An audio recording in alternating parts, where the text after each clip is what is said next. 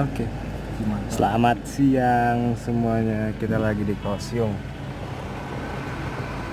Wah, suasananya indah. Indah buat cuci mata. Indah buat cuci mata. Kita lagi di kota Kaohsiung. Bukan mau pergi main sih, cuman mau ngambil tas ketinggalan semalam pas lagi belanja. Nah, ini adalah kota Kaohsiung.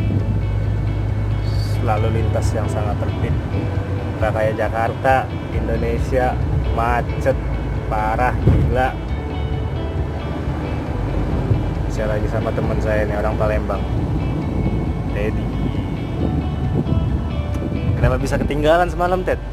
Hah? Kenapa bisa ketinggalan semalam? Tahu mungkin kamu Buru. yang buru-buru. Buru-buru keluar ya. Udah tutup sih. Iya, udah jam 9:30 ya semalam ya. Aduh, ya udah nggak apa-apa. Kita mau ngambil tas, mau jemput tas. Soalnya di situ banyak perbelanjaan kita juga. Kalau tasnya doang sih nggak bakalan diambil. Ada power bank di dalam, ada belanjaan segala macem.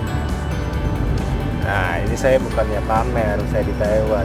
Cuma menunjukin aja kondisi lalu lintas di sini. Mudah-mudahan Indonesia bisa kayak gini nih. Tuh, ya kan? Tertib, Robot. tertib. Lampu merah pada berhenti semua walaupun nggak ada kendaraan juga. Nggak asal terobos doang. Ya buat presiden, sekarang presiden kita siapa sih? Lagi debat kan? Iya. Masalah kecurangan. Ya mudah-mudahan siapapun presiden kita di Indonesia, usahain lah Pak kayak gini Pak. Tuh suasananya Pak, buat Bapak Jokowi atau Bapak Prabowo yang bakal jadi presiden. Ya usahain Pak kayak gini Pak.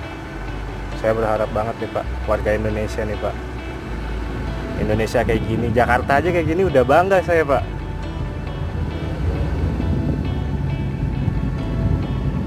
Ya udah, saya sampai sini dulu. Wah, ini gedung apa namanya?